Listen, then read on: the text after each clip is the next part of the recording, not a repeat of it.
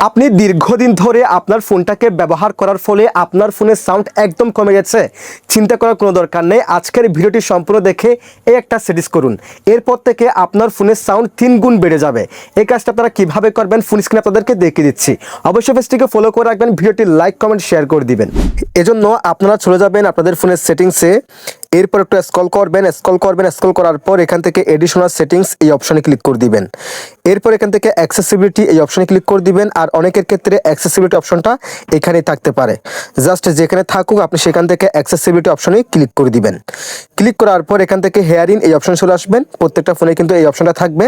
দেন এখান থেকে আপনারা যে কাজটি করবেন মনো অডিও এটাকে আপনারা অন করে দিবেন। দেন এখান থেকে অডিও ব্যালেন্স দেখেন লেফট দেখাচ্ছে রাইট দেখাচ্ছে, সো আপনি যে কাজটি করবেন এটাকে একদম ফুল করে দিবেন।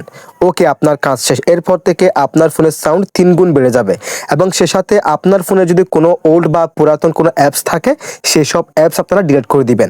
এবং সে সাথে আপনার ফোনের যে সাউন্ডের যে আইকনগুলো আছে, সাউন্ডের যে ছিদ্রগুলো আছে বাইরে, সেসবগুলো যদি আপনার অপরিষ্কার থাকে কোনো একটা আপনারা পিন নিয়ে সেগুলো পরিষ্কার করে দিবেন।